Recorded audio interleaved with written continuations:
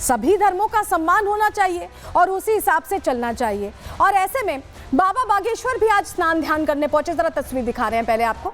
यहाँ पर ये तस्वीर देख रहे हैं, पंडित धीरेन्द्र कृष्ण शास्त्री ने आस्था की डुबकी लगाई है। और आस्था की डुबकी लगाने के साथ सिर्फ धीरेन्द्र कृष्ण शास्त्री नहीं है जो पहुंच रहे हैं, आम जन पहुंच रहे हैं, आसपास के लोग पहुंच रहे हैं, स्नान ध्यान कर रहे हैं। और ये इस समय सनातन का सबसे बड़ा पर्व है, गौरव का क्षण है। ये 144 साल बाद आया है, उसका हिस्सा हर कोई बनना चाहता है। और ऐसे में पंडित धीरेन्द्र कृष्ण शास्त्री ने भी सीधे सीधे प्रश्न पूछे हैं मल्लिकार्जुन खड़गे से और पूछा कि उन्हें तकलीफ क्या, दिक्कत क्या है। सुनिए जरा। हमने तो डुबकी लगा ली, यहाँ बीमारियां दूर होती हैं। और जो कह रहे हैं कि यहाँ बीमारियां फैल रही, यहाँ आनंद देखो तुम, हर जगह हिंदुत्व का उत्साह देखो तुम, हिंदुओं के प्रति उत्साह देखो तुम। इसलिए हर व्यक्ति को आना चाहिए, जो नहीं आएगा वो पछताएगा, वो देशद्रोही कहलाएगा। देखिए, जो नहीं आएगा वो पछताएगा, ये कह रहे हैं धीरेन्द्र कृष्ण शास्त्री। और वाकई में अगर आपके हमारे जीवन काल में 144 साल बाद महाकुंभ आएगा तो क्या आप इसे देखने के लिए जिंदा रह पाएंगे? अपने आप में प्रश्न है, क्योंकि जीवन काल इतना लंबा तो होता नहीं, ऐसे में सम्मान करना चाहिए। लेकिन लग रहा है कि सनातन का अपमान करना कांग्रेस पार्टी के लिए एक आदत हो गई है, एक फैशन हो गया है, या तुष्टीकरण की राजनीति का एक मात्र तरीका हो गया है। रिपोर्ट देखिए।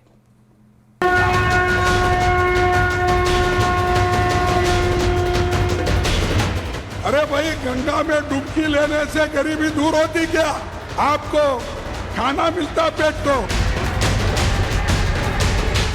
महाकुंभ पर खड़गे का सवाल, स्नान पर क्यों सियासी बवाल? सनातनियों ने बनाया कीर्तिमान, कांग्रेस आस्था के सैलाब से परेशान। सनातनी आस्था पर सवाल उठाने वाले, सनातन विरोधी बयान देने वाले, हिंदुओं की आस्था को चोट पहुंचाने वाले कांग्रेस पार्टी के अध्यक्ष मल्लिकार्जुन खड़गे अब खुद सवालों में घिर गए हैं। वजह है उनका बयान, जिसमें खड़गे ने संगम में डुबकी को गरीबी से जोड़ दिया, आस्था को पेट भरने से जोड़ दिया। लेकिन अब खड़गे के इसी बयान पर बीजेपी हमलावर है।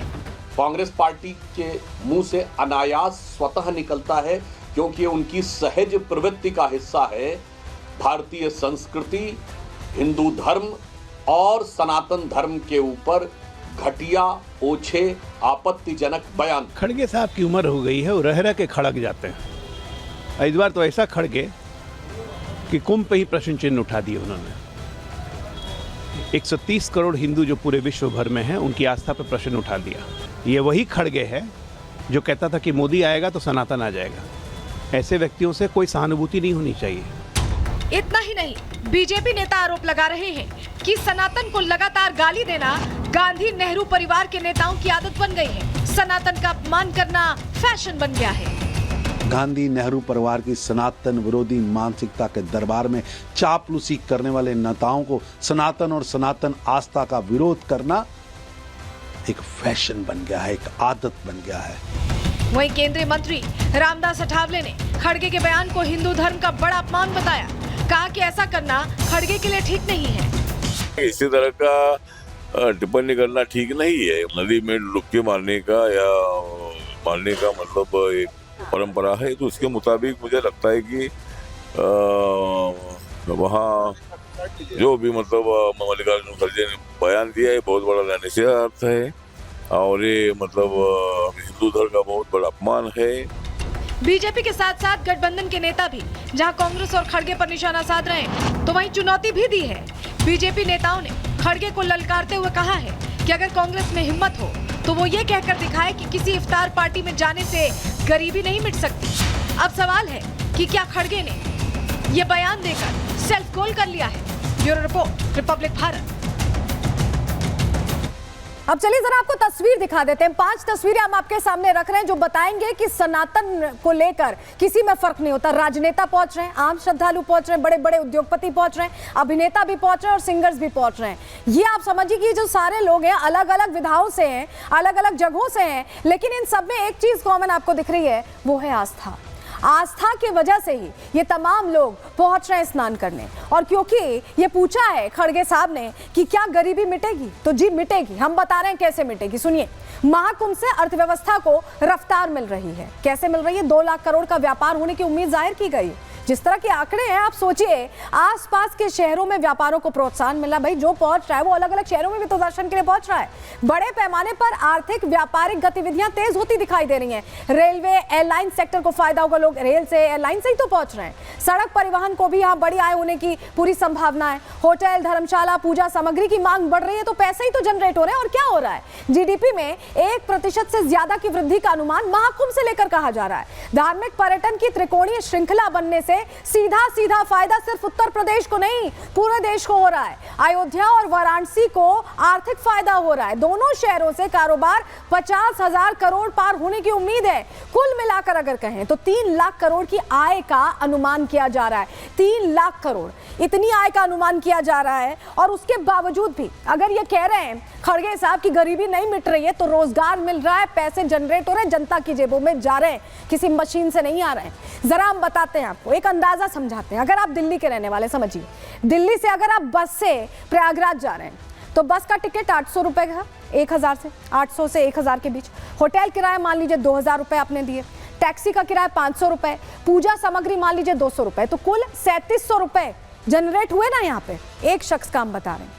अगर फ्लाइट से जा रहे हैं दिल्ली से 10 से 15,000 रुपए की फ्लाइट का किराया है, होटल का किराया 2000 मान लीजिए, टैक्सी का 500, पूजा सामग्री 200, यहाँ 14,700 रुपए प्रति व्यक्ति सिर्फ दिल्ली से। समझिए आंकड़े। रेल से अगर कोई जा रहा है तो 700 से 1000 रुपए का टिकट है, होटल का किराया 2000, टैक्सी किराया 500 रुपए, 200 रुपए पूजा सामग्री, 3500 रुपए ये जनरेट हुआ। लेकिन अगर हम समझे कि मान लीजिए बस से 1 लाख लोग श्रद्धालु जो पहुंच रहे हैं वो दिल्ली से जा रहे हैं तो 37 करोड़ रुपए उनसे जनरेट हुआ। फ्लाइट से 1 लाख श्रद्धालु दिल्ली से जा रहे हैं तो 147 करोड़ उनसे जनरेट हुआ। रेल से 1 लाख श्रद्धालु अगर जा रहे हैं तो 35 करोड़। और ये अनुमानित आंकड़ा सिर्फ दिल्ली का है। महाकुंभ में सिर्फ दिल्ली से लोग नहीं पहुंच रहे हैं, पूरी दुनिया से पहुंच रहे हैं, पूरे देश से पहुंच रहे हैं, अलग अलग हिस्सों से पहुंच रहे हैं, करोड़ों की संख्या में पहुंच रहे हैं। तो अपने आप में ये बड़ी तस्वीरें से समझने की जरूरत है, यहाँ पर खड़गे साहब को सोचने की जरूरत है। लेकिन इस बीच बड़ी जानकारी एक आ रही, बड़ी खबर आ रही, उसका रुख कर लेते हैं। टैक्स मामले पर मुंबई पुलिस ने बड़ा दावा किया है।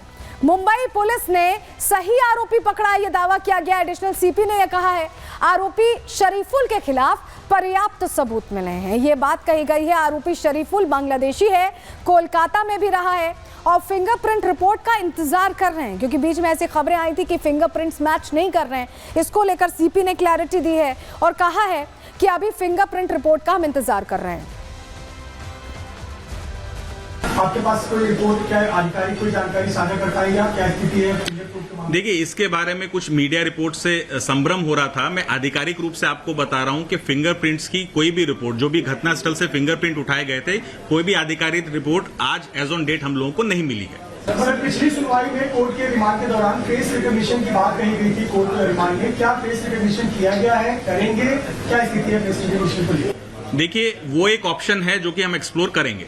फिंगरप्रिंट्स के बाद सर, फिंगरप्रिंट्स के बारे में मीडिया रिपोर्ट में ये कहा गया, आपके पास रिपोर्ट का जिक्र नहीं था, ये कहा गया कि सीआईडी ने जो जांच की है शुरुआती तफ्तीश में वो मैच नहीं किया है। क्या हमारे पास ये जानकारी है? मुंबई पुलिस के पास इसको लेकर कोई जानकारी है? जी नहीं, इसको लेकर हमारे पास कोई भी जानकारी नहीं। जैसे मैंने आपको पहले कहा, आधिकारिक रूप से हमारे पास कोई भी रिपोर्ट नहीं आई है। मेरा सवाल ये है कि क्या आप लोगों ने फिंगरप्रिंट के सैंपल सीआईडी को भेजे हैं, जो फिंगरप्रिंट ब्यूरो है, या नहीं भेजे? जी भेजे हैं। आरोपी के खिलाफ हमें कौन कौन से सबूत मिले हुए हैं और जिस तरीके से आप फेस आइडेंटिफिकेशन की बात कर रहे हैं, क्या आरोपी वही है? क्योंकि इसको लेकर भी कई सवाल खड़े हो रहे हैं। आरोपी बिल्कुल वही है। आरोपी के विरुद्ध हमें ओरल, फिजिकल और टेक्निकल तीनों प्रकार के बहुत सारे एविडेंस मिले हैं। सर, हम सिर्फ फेस रिकॉग्निशन की बात क्यों कर रहे हैं? क्योंकि इसी से लेकर कंफ्यूजन हो रहा है कि क्या मुंबई पुलिस भी ये मानती है कि हमने जो आरोपी पकड़ा वो ठीक नहीं, इसलिए फेस रिकॉग्नाइज कर रहा है? जी नहीं, मुंबई पुलिस ऐसा बिल्कुल नहीं मानती। हमने जो आरोपी पकड़ा है वो बिल्कुल सही आरोपी है। जब भी किसी आरोपी को गिरफ्तार किया जाता है तो उसके विरुद्ध एक पुरावा नहीं, मल्टीपल पुरावे, मल्टीपल एविडेंसेस कलेक्ट किए जाते हैं। चाहे वो फेस रिकॉग्निशन हो, चाहे वो फिंगरप्रिंट हो, चाहे वो ओरल स्टेटमेंट हो, या बहुत तरह के हमारे पास एविडेंस रहते हैं। तो एक एक करके इन्वेस्टिगेशन ऑफिसर हर एक एविडेंस स्ट्रीम को इन्वेस्टिगेट करता है चार्जशीट से पहले। ये सब उसी का भाग है। इस केस के अंदर आईओ को क्यों चेंज किया गया? इन्वेस्टिगेशन ऑफिसर को क्यों चेंज किया गया? देखिए, वो एडमिनिस्ट्रेटिव रीजंस थे, बिकॉज जो पहले आईओ थे वो उस रात को नाइट पीआई थे, वो फर्स्ट रिस्पॉन्डर थे। और जनरली हमारे यहाँ पद्धति है कि जो फर्स्ट रिस्पॉन्डर आईओ होता है वो जब तक केस को देखता है जब तक दूसरे आदमी को हैंड ओवर नहीं किया जाता। तो पुलिस ने तो कहा है कि सही आरोपी पकड़ा गया है। फिंगरप्रिंट रिपोर्ट का हालांकि अभी भी इंतजार।